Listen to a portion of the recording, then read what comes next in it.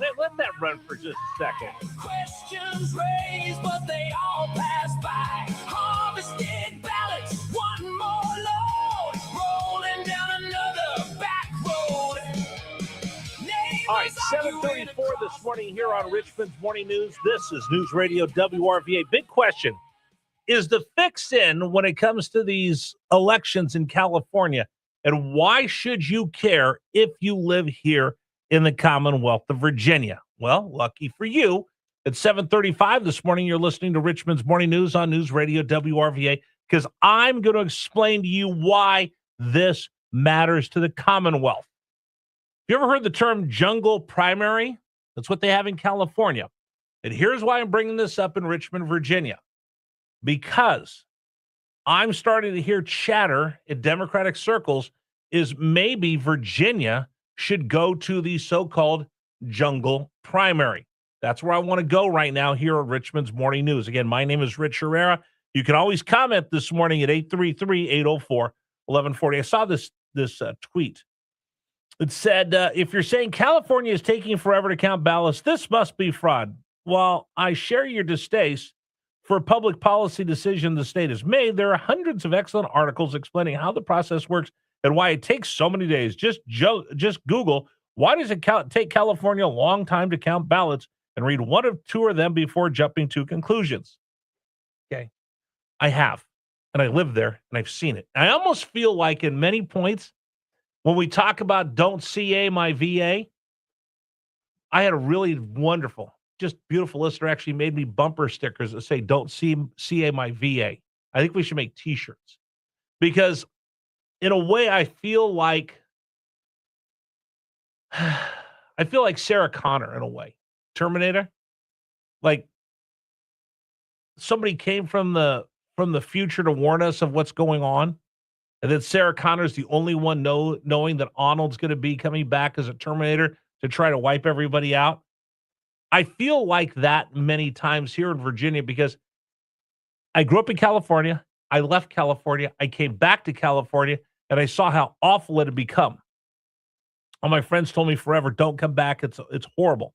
But I came back because I wanted to be closer to family. And when I got there, I said, holy cow, this is not the state I remember.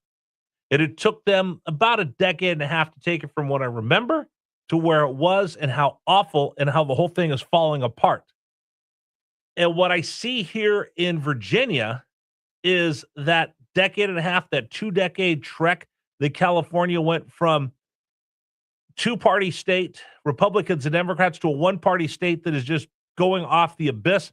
I see that happening in the Commonwealth of Virginia in a matter of months. We're on super speed. We are on the bullet train to one-party rule here in Virginia. And I'm going to warn you, once you get to that one-party rule, how awful it is for everybody. You want an example of how one-party rule doesn't work? Because no matter what the party is, they're always going to have people that are going to want to seize the power for themselves. Just look what we have at Capitol Square right now. We can't get a budget because Louise Lucas has single-handedly decided she doesn't want to honor our agreement with the data centers, and now she wants to take away their special tax exemption, which brought most of those data centers here to the Commonwealth of Virginia. And she's going to hold up the entire process of our budget. And today is June 8th. They're supposed to have it done by the end of the month. I doubt if they get it done. I doubt if they strike a deal. One-party rule never works. You need to have checks and balances. You need to have somebody keep you honest. Honestly, who in your life keeps you honest? Because that's when people start getting in trouble, when they become so arrogant and they have such high esteem of themselves, and they have such hubris that they don't think that anybody else needs to matter because they're so important. And that's what's happening right now in Capitol Square. That's what happened in California. So let me explain to you why you need to be concerned of what's going on in California, because it is a roadmap of where we will be heading unless Virginia wakes up. Unless Virginia wakes up. So you hear this whole idea. So here's what's going on. Spencer Pratt, reality TV star, runs for mayor of Los Angeles. Why? Because his house got burned down in the Pacific Palisades fire. So those of you that aren't familiar with the West Coast, Pacific Palisades, beautiful, ritzy, bougie community up above Santa Monica, next to the beach, next to the cliffs, where Malibu meets Santa Monica. It is some of the most expensive real estate you have anywhere in Los Angeles. And there was the Arcadia fire. It happened at the same time. Another affluent neighborhood burned to the ground. Karen Bass was the mayor. She happened to not be in town, even though there were Santa Ana winds. What happens is the Santa Ana winds kick up and they come through Los Angeles and they kick up to 75 miles an hour. And for gusts, not sustained winds, but gusts. And anytime there's any ember, it could just pick up and run and get dropped in the middle of something, and it turns into this huge fire. It's why you have these wildfires in California. There's a bunch of other reasons, but that's primarily what happens. She knew that they were going to have these fires. The reservoir that fed the fire hydrants was bare, desolate, not a drop of water in there. So then when they took up the fire hydrants to put out the fire, there's no water. And she's still mayor of Los Angeles. So Spencer Pratt goes, I'm going to run. This is ridiculous. My house burned to the ground while this idiot isn't even in the country and we don't have water for the fire hydrants. How can you still be mayor of Los Angeles? You let this town burn down. So he runs, outsider. We think he ran a pretty good campaign because he showed up on Fox News every 3 minutes. But in Los Angeles, was that enough to count? So the day of the election, they come back, the early returns, the second returns, the nightly returns. He's in second place. We're going to have a runoff. That's great. But this is California, and this is where you need to be concerned. Steve Hilton, same thing. He was leading, and now all of a sudden he's slipping. And the guy who was in charge of our response for COVID, we know how well that turned out. He's in first place now for governor of California. How does this happen? How did you go from, here's what happened on election night, a week later, now, all of a sudden we found all these ballots. Here's what happens. And here's why election integrity is important. So California has this jungle primary, which means the top two candidates, no matter what party, will advance. And when they sold this to the people, they said, you know what? We don't need to be bogged down by Republicans, Democrats. Let's get the best people to run. Well, in a blue state, that means you're going to have two Democrats running for the office, and Republicans never have a chance because they've got to beat all the Democrats instead of the Republican Party offers one, Democrat Party offers one. I bring this up to you because here in Virginia, there are people on the Democratic side, and now that they have the General Assembly and the governor's office and the Attorney General, I'm warning you right now, they're going to try to advance this here in the Commonwealth of Virginia. So what happens is you have the jungle primary, top two people go into the general election. But here's how California runs it. Okay?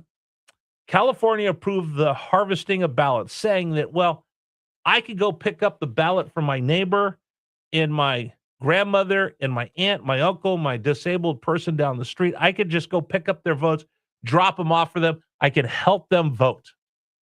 Seems pretty good until it becomes a racket. And you have people that are harvesting thousands of ballots, picking them up from homeless shelters, people living on the streets, retirement homes, union shops, and all of a sudden people are walking in, dropping off 1,000 ballots at a time. No chain of command, no chain of custody. Just all of a sudden, Rich walks in, boom, let me give you 1,000 ballots. Nobody knows where they came from. Nobody knows how I got them.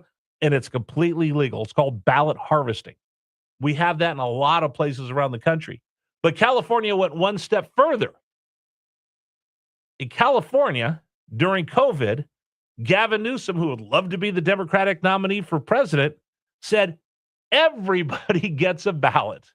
No matter what, whoever you are, we're going to send a ballot to your house. That way you could vote during COVID. By the way, they keep doing it right now. So everybody gets a ballot mailed to their house. Seems like a good idea, right? But you know what? The road to you know what is paved with good ideas. So everybody gets a ballot.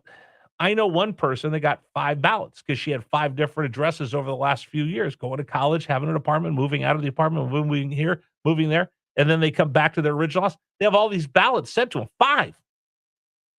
who's to keep that person from turning all those ballots in?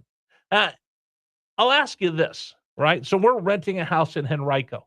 You know what I get every day? Mail from the last 3 people that live there, including the landlord. What if those were ballots in Virginia? I'd get all those ballots sent to my house. What's to keep me from filling them out, dropping them off, giving them to a ballot harvester? That's what goes on in California. So let's see. Jungle primary, harvesting of ballots is okay. Everybody gets a ballot, and then they have a law that says postmarked up to 7 days. So now everybody could drop off ballots no matter what. And then I could have massive drop-offs on election day. So now you're seeing people that don't control their own ballots, not one man, one vote. It's one dude picking up everybody else's ballots, giving you 1,000 votes at a time.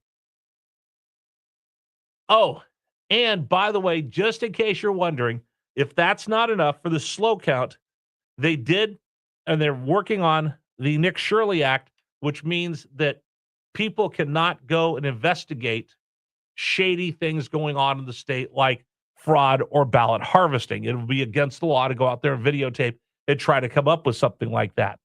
The reason I bring all of that up is I want to raise the red flag right now here on Richmond's Morning News this morning, Monday, June 8th, because I'm telling you right now, the same people that brought you ballot harvesting and jungle primaries have their eyes set on this Commonwealth.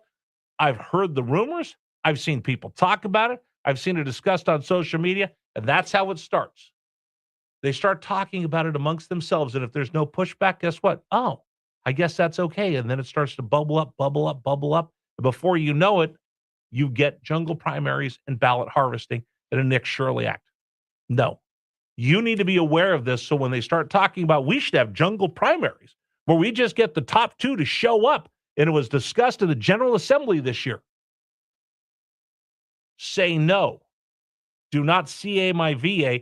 Folks, I'm warning you, if Virginia is not careful, the same people that brought you the policies that have ruined California are doing everything they can to do this to Virginia before our very eyes. Don't let that happen. You want to comment? Please feel free. 833-804-1140, 833-804-1140 on the James River Air text line. Please, dear God, do not CA my VA. For your financial. Do not CA my VA. All right.